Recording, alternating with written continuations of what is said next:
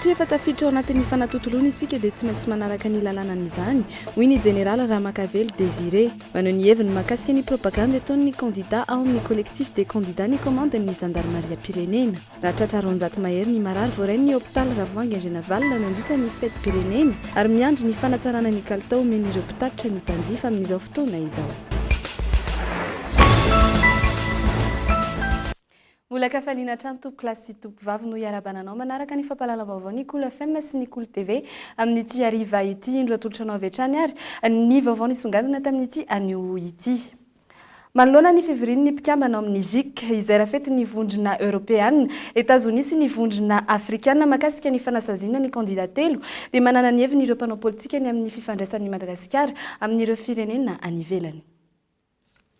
Mianao anatin'ny fanatotoloana isika ka tsy maintsy miaina ny lalànan'izany izay no votoatin'ny hevitry ny général Ramakavelo Désiré manoloana ny fifandraisan'ny Madagasikara amin'izao tontolo izao fanadidina entiny Hilda Asinjoto amin'ny sariny Narindra Randrianomanana. Izao tontolo izao an'ny olon-drehetra izay ny famaritan'ny général Ramakavelo Désiré ny atao hoe fanatotoloana. Efa nanaiky ny hiditra ao anatin'izay isika malagasy ary voafen'ny lalàna io fomba fiarahamonina io. Noho izany dia tsy afaka ny olon'olona irery na oviana na oviana fa tsy maintsy miankina amin'ireo firenena hafa rehetra. Ilaina noho izany ny fanabeazana ny mpiray tanindrazana ny momba izay resaka fanatotoloana izay sy ny manodidina azy satria ny fitondrana miovaova fa ny vahoaka mipetraka. Ireto farany no sahirana raha toa ka ataon'ny firenendehibe fitaovana sy kilalao. Entitra ihany koa ny général Ramakavelo ny laza ny heviny mikasika ny fifandraisantsika amin'ireo firenendehibe ireo indrindra amin'ny États-Unis. Raha misy tena hoe firenena tena azo lazaina manao tsinotsinona antsika dia anisany ny fitondrana eto ny teneniko fa tsy mivoaka malagasy dia ny fitondram-patsakana amerikana ny masovony eto amintsika io tena hoe ohatra ny tena any amina tany zanahana mihitsy Madagasikara aminy zay nanavahako tsara an'le hoe ary amin'ny mpitondra sy ny vahoaka satria voatizanao ny filoham-pirenena amerikana ny arahaba mivoaka malagasy natratra tsy ny herintaona 3 ny firenena fahaleovatenany. Eo ara dia efa hitanao mihitsy ny hoe mandeha makaiza tsara moa ty politika ty avy ato amin'ny ilany ianao safony avy ato amin'ny ilany ianao darofany eo anao dia efa hitanao ny fahasarotany amin'izay le an'izay ka mbola apetrako ihany ao anatin'ny fanatontoloana tsy afaka mialangalana sy miolon'olona intsony na izy na izy. No mafisin'ny général Ramakavelo Désiré hatrany fa tsy azo lazaina ho misy intsony ny fiandrianam-pirenena rehefa tafiditra ao anatin'izay fanatotoloana izay. Manana ny fijeriny makasika izay fifandraisantsika amin'ireo firenena ivelan'ireo ihany koa Andriamatoa Rakotonirina Manandafy ary ao avy hatrany ary ny fanadidina makasika izany. Hitanareo talohan'ny fety ny président Obama nanao communiqué momba Madagasikara hoe Madagasikara démocratie ny tokony atao fa tsy fanendrehana sy famaizana izy ny zava-dehibe indrindra ny tenin'ny président ny États-Unis ny andrindra fa aty Afrika izy amin'izao fotoana izao ayakaiky atsika andalo amin'ny tany misy ny SADC izy zany hoe ao Afrika Atsimo sy any Tanzania ka za zany mieritreritra hoe Irajoelina dia mamandritra amin'ny tenany ihany izy mitsiry manao ny taona io tsy izy irery moa fa maromaro zany izy dolan zao misy amin'ny tafiditra amin'izay resak'izay. Ahoana kosa ny hevitra mikasika ny sasy arangarangan'ireo vondrona iraisam-pirenena amin'ny firenetsika eny ka iny ande lanamorano mamiteniteny foana tany le mpiandraikitra ny fandriam-pahalemana amin'ny Union africaine fa nanao tamin'izay lamamorano mange zao namoaka le hoe 7 fa faizina mangany izy tikany satria mikasika an'le hoe izy telo tsy mitovy enge nendra valomana dalao sy ratsiraka le resaka ny olona nge fa hotraty sao dia manitsy fotsiny ny ACC hoe dia mahazo milataka amin'izay reo tratra ny fepitaona satria izy fepitaona vaovao indray dia tratra le mbolana ny Rajoelina ny manahirana le Rajoelina mpanao ampanjakana. Ho an'ireo candidat ho filoham-pirenena vondrona ao anatin'ny collectif des candidats dia efa nanomboka ny 420 jona lasa teo ny propagandy. Manoloana izany indrindra dia naneho ny heviny androany ny commande ny gendarmerie pirenena eto Antananarivo makasika ny filaminana ao anatin'izany. nanao fanambarandro avy amin'ny collectif des candidats ny voalohan'ny herinandro teo fa efa manomboka ny propagande satria mbola tsy nisy ny didiny voaka ka nanafoana ilay didy teo aloha izay nanemitra ny fifidianana. Isan'ita nefa tetsan-daniny dia mbola nangataka tamin'ny rehetra ny amin'ny tsy tokony mbola hanaovana izay fampelezan-kevitra izay aloha. Mbola savorovory aloha izany io resaka io hatreto. Manoloan'izay nefa dia nanao fanambarana ny avy amin'ny CIRGN. Misy zany efa manomboka procureur na efa misy manomboka propagande onika ary ny antiako tenena teo hoe asa mbola sanenanareo hoe raha dia misy azy zany ny anay fotsiny dia hoe rehefa tsy manelingelina ny fifamoivoizana tsy manao fivoriana ka hitarika fanombana zavatra na fandratrana olona fa raha izay kosa hoe manelingelina fifamoivoizana hitarika fanombana-javatra na fandratrana olona dia tsisy fandeferana am'izay fa tsy maintsy raisina ny andraikitra andavanandro. Aloha ny politika andamina ny politika izany fa dia miara-miaina eo tsika fampirina fandriam-pahalemana sy ny filaminana. Ny andraikitry ny zandarmo ao anatin'ny fizotry ny fifidianana dia ny fitandrona ny filaminana mialoha mandritra ary ao aorian'izay fifidianana izay mba hiantohana fifidianana milamina sy madio eken'ny rehetra. Ho an'ny faritra Analamanga manokana dia nizotra tam-pilaminana ny fankalazana ny fetim-pirenena raha ny tatitra avy amin'ny CIRGN no jerena ny mpanao gazety Fabrice Tatatsiresy no mitondra antsika ny andinjiny makasika izany. Nambaran'ny kolonely Rakotomanina Florence fa tsy naharay fitaraina na mahakasika fandrobana na Sanjolany Gendarmerie Pirenena nandritra ny fankalazana ny fety. Fa za dia miteny zany fa tao anaty filaminana tanteraka ny 26 juin iny. Ny teny andorany fosiny vao gazety fa tara moa ny gazety vao namoaka an'iny zavatra efa herinandro lasa teo zany nisy an'ilay zavatra iny fa tara moa ny gazety vao nahino an'ilay vaovao. Eo amin'ny resaka lozam-pifamoivoizana indray dia vitsy ny tatitra voaray ary ireo mpitaingina moto ihany no saika niarambona tamin'izany. Ny accident no resahana dia nisy tany amin'ny tany amin'ny enina tany zany teto Analamanga. Naratra tamin'ny accident izay nisy teo amin'ny 10 teo. Ary ny maty nisy 4 sy tamin'ny fety fa nanomboka le 20 zany jusqu'à miteny zao. Napatsiahivy ny teto fa nahazo vahana ny tsao tatoato saingy tsy tokony ho voarebirebiny izany ny vahoaka. No amafisiny ihany koa fa hoentitra ny Gendarmerie eo amin'ny fisavanan'ny taratasin'ireo vahiny mandalo eto amintsika satria misy amin'izy ireny no manorim-pinenana sy manao zavatra tsy mifanaraka amin'ny aton-diany. Ny vahiny izay miasa eto tokony hifanaraka amin'izay visa hipetrahany eto. Zavatra misy anefa misy miditra fotsiny amin'ny resaka visa tourisme zany izay ataontsika hoe 3 volana be indrindra dia efa manao asa zareo. Etsy andanin'izay dia nanome tokony kolonely Rakotomanina fa mbola manao ny asany ny mpitandro filaminana amin'ny fiarovana ny aina sy ny fananany vahoaka. Fa rehefa voan'ny vanim-potoana ny fety tahaka ny fetim-pirenena tokoa dia maro ireo voana mahazo ny olona izy matetika noho ny fisotronana zava-pisotro mahamamo na ihany koa ny tsy fitandronana ny lalàna mifeny fifamoivoizana. Indroary ny tatitra nataon'ireo anivo ny toeram-pitsaboana sy ny sampana mpamonjy makasika ny andro ny 12 sy ny 14 jona. Raha ho an'ny fetim-pirenena 13 Sorarivo aloha teo amin'ny hôpitaly Joseph Ravoahangy Andrenavalina Befilo dia nisy 19 ireo marary tonga tao amin'ny vonjy-aina, 420 amin'ireo no nahiditra hôpitaly avy hatrany, ny 270 kosa no nalefa nody ary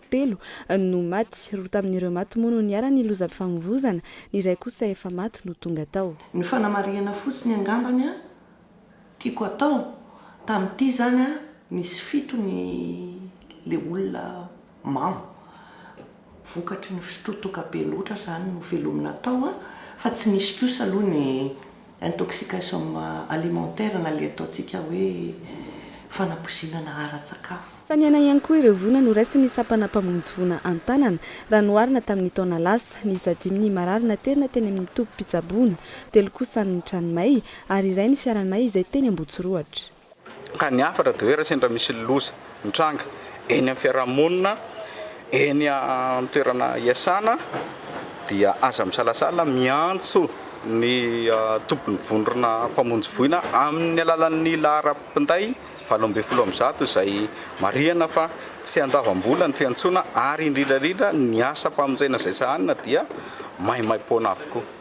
Amin'izao fotoana izao dia manadio ho an'ny Mahamasina ihany koa izy ireo hitsenana ny Afrobasket izay hanomboka rahampitso. Ny fanatsarana ny fitaterana no voaresaka mandritra ny fivorian'ny fikambanan'ny vondron'ny mpitatitra eny Itosy ny maraina teo. Nanamafy ny filohan'ny Kofitama Itosy fa tsy olana ho an'ny mpandeha intsony ny fiakaran'ny sarandalana ho 700 ariary fa ny fanatsarana ny kalitaon'ny fitaterana no takiny. nametraka ny fandamenana farany momba ny fampiarana ny fiakaran'ny sarandalana rapitso ny fikambanany vondrona mpitatitra enitosy ny maraina teo tamin'ny volana febroary teo no efa nisy ny fivorombena ataon'ny fikambanana vondrony mpitatitra enitosy amin'ny fampiakarana ny sarandalana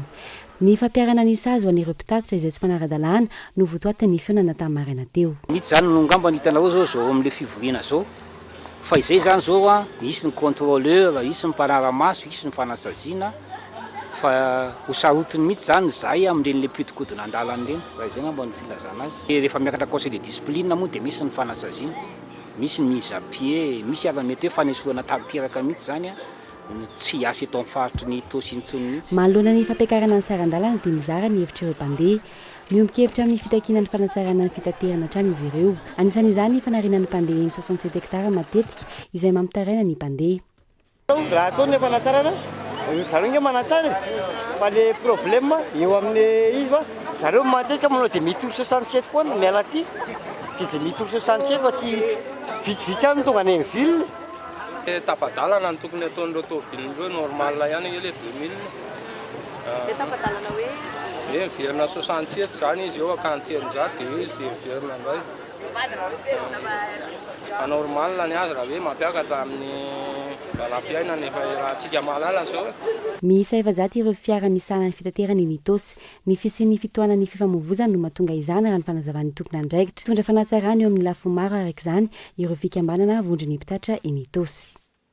nojerena akaiky ireo reny sy zaza avy ao amin'ny fokotanina no sato atsinanana voalohany amin'ity andro ririnina ity fanomezana bodofotsy ho an'ireo zaza no tolotra nomeny ny masoivony ny monako androany teny toerana inalso sombiaina ny reny sy ny zaza ao amin'ny fokotanina no sato atsinanana voalohany indray no nahazo fanomezana avy amin'ny masoivony monako anio maraina ka bodofotsy misy 400 no nizaraina tamin'izany fangatana fiara-miasa avy amin'ny fokotany na koa fanatoana ny masoivony monako avy hatrany no mahatonga ny fokotany iray mahazo fanampiana toy ny tranga tetsy anozato io maraina io donc le androany zany miaraka amin'ny président fokotana nosizaty sy madame vice président dia amena bodofotsy zany amin'le mamasiny akizy bodofotsy akizy zany dia satria zao tonga zany le fotoana mangatsiatsika manomboka ty volana juin ty efa nindritra ny 10 taona moa izay no nisy masoivony monako teto Madagasikara ka miompana tanteraka amin'ny raharaha ara-tsosialy izy ireo donc social mihitsy efa 10 taona zao zany Monaco zany misokatra ny consulat de Monaco aty zany dia manomboka amin'ny voalohana zany ny lafa social ihany zany ady Monaco aty zany amin'ny fahasalamany sy social miaraka amin'ny sekoly koa zany dia misy association ohatra hoe zany olona handicapé iny ihany zany se concentrer zany le programme ny coopération Monaco aty amintsika zany a Madagasikara ny fokotany sahirana eto amin'ny Antananarivo no nanaovan'ny masoivony Monaco etsika toy izao raha ny makasika ny etsika fanolorana bodofotsy ny fokotany Nanosy no efa nandalovana ny herinandro lasa teo ary mbola misy fokotany maro lalovana ao aorian'ny Ananosato bodofotsy misy 2 no natokana ho an'ny ity etsika fanolorana bodofotsy ho fitsinjovana ny reny sy ny zaza ity ka 400 isaky ny fokotany 10 izany ina tapitrisa ariary moa no tedi-bola natokana ho an'izao fanampiana izao ka amin'ny volana Jolay no iafarana izany notanterahana an'io ny fanaovan-tsoni ny fifanaraha-piara-miasa eo amin'ny primatora lefitra misana ny fampandrosoana sy ny fanajariana ny tany ao amin'ny sampana fananatany ary ny ministeran'ny ala sy ny tontolo iainana mahakasika ny fanatsarana ny fitantanana ny faritra arovana na ny air protégé indro atotrano avy hatrany ary ny fanazavana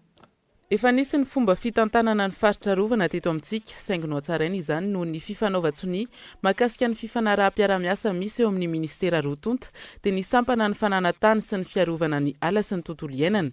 misy moa ny faritra rovana vaovao voakasika izao fifanarahana izao 30 ny faritra rovana vaovao fa mbola misy 30 hafa zany izay ho ampidirina ihany koa ao anatiny zany satria ireo 30 hafa ireo dia eo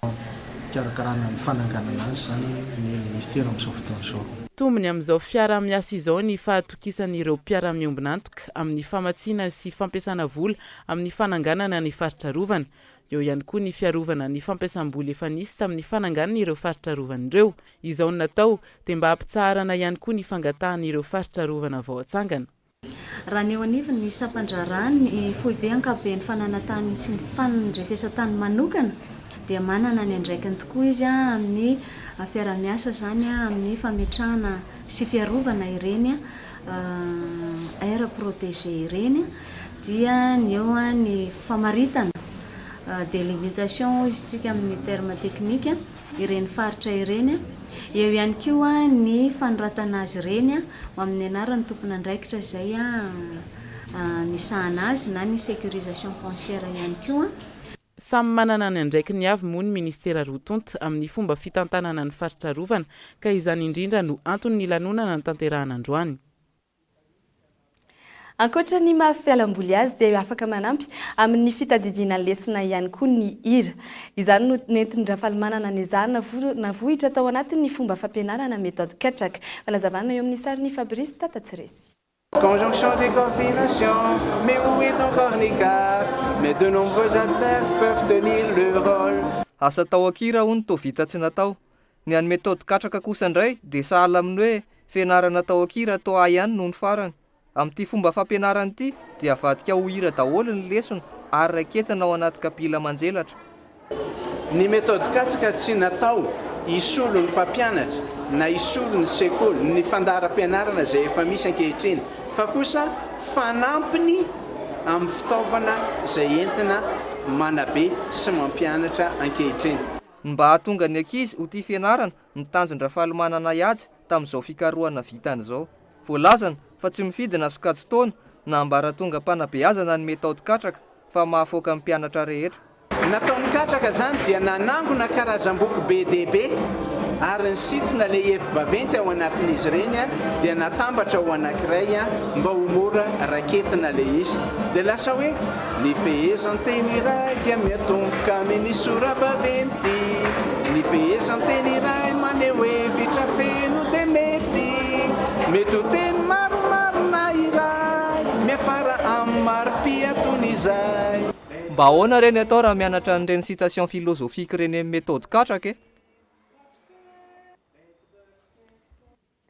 Eo amin'ny lafiny fanatanjahantena kosa indray dia manabe eo amin'ny lafiny izay ireo mpianatra amin'ny faritra Itosy iny. Ny taranja azakazaka bisikilety kosa indray ny amin'ity faritra ity no entiny ny Ando Randrenarso. Omaly ny namaranana ny fanana azakazaka bisikileta tao amin'ny kominy Itosy. Izany moa dia tafiditra indrindra ao anatin'ny hetsika kominy Itosy mifaly tamin'ny fetin'ny fahaleovantena. Ireo efa manana traikefa na ireo antsoina hoe professionnel ny namarana izany fananana no karakarain'ny kliobany Itosy ny kominy izany omaly. Pandray anjara zao 5 izy nandray fiangana teo dia reny telo reny sisa satria sarosarotra be le lalana. Andanan'ireo zany 40 km adiny 150 teo zany nahatongavan'ny voalohany 10 minitra tao aorianan'izay ny faharoa, 10 minitra tao aorianan'izay ny fahatelo. I José mitondra ny dosara 720 araka izany ny voalohany. Radson mitondra ny dosara 520 kosa ny faharoa ary Setra mitondra ny dosara 9 ny fahatelo. Ny antony anaovana an'ilay fananana zany dia hitaizana ny tanora mba hitaiza vatana amin'ny alalan'ny sport fa tsy varimbariana hoe amin'ny fisotroana na fidorohana zava-mahadomehy. Efa nanasan'ireo klioba hafa ny omaly fa mbola misy ihany koa ireo fananana ho karakarain'ny klioba izay nasany sady ireo mpifanandrina aminy. Izay zany hikarakara korsa amin'ny afaka ray volana dia anentana andreo étrange fa tsy natao an'ny komina rery le izy. Misy olona tiana evitena spécial mihitsy tongava fa hita demonsy amin'io. Hoaratsika kosa indray izao ny mahakasika ny afro-basket izay efa hita fa mahavonina atsika indray izany amin'izao fotoana izao fanadihadiana entiny namana miaran-tsoa. Délégation Rousy sanandrasana an'io dia tomombana avokoa ny fikarakarana rehetra mahakasika ny afro-basket latsaky ny 12 taona zazalahy izay ho raisitsika eto Madagasikara manomboka rapitso. Vonina avokoa na ny fédération na ny COCAN na ny 15 izay andraisana ny lalao ary indrindra moa fa ny mpilalao izay aro ny vonina eto Madagasikara. Efa mambolana tokoa mantsy izao no nanaovan'izy ireo fanomanantena hiatrehan'izao lalao izao. Efa tomombana daholo aloha ny resaka ny amin'ny organisation, amin'ny fandraisana, ny ekipa moa araka ilay voalaza teo dia folo zany ny ekipa andray anjara. Ny algérienne no mbola misy réserve kely par rapport amin'ilay fandraisana aeroplanina andeha aty Antananarivo fa ny amin'ny ankapobeny aloha dia efa tomombana daholo. Ny séance d'entraînement moa zany ny ekipa efa tonga eto efa nanomboka omaly efa nanao entraînement daholo ny rehetra. vola mitetina 500 tapitrisa ariary no nanomanana ity fananana ity raha araka ny nambaran'ny filohan'ny kokanina. Tombony antsika malagasy ny fandraisana tanana ny fikarakaran'ny afrobasket 13 latsaky ny 12 taona satria efa tsy vaovaon'ny mpilalaontsika intsony na ny kianja ilalaovana ary manana mpilalao iray tombony hafa ihany koa sika eo ambony kianja. Ho fantatra ny hariva moa ireo mpiray vondrona amintsika amin'ity lalao ity. Dia iny ihany koa no entsika maranana ny fampalalam-baovao tamin'ity hariva ity isaorana ny Quad Neuf etsy ampefiloana no nampiakanjo isaorana ihany koa ny Tanabote etsy 67 hectare nanao ny taovolo sy ny tare dia isaorana tahaka izany ihany koa ianao any tokantrano any nanaraka ny fampalalam-baovao hatramin'ny farany mame fotoana anao ho amin'ny rampitso tahaka izao indray veloma toko.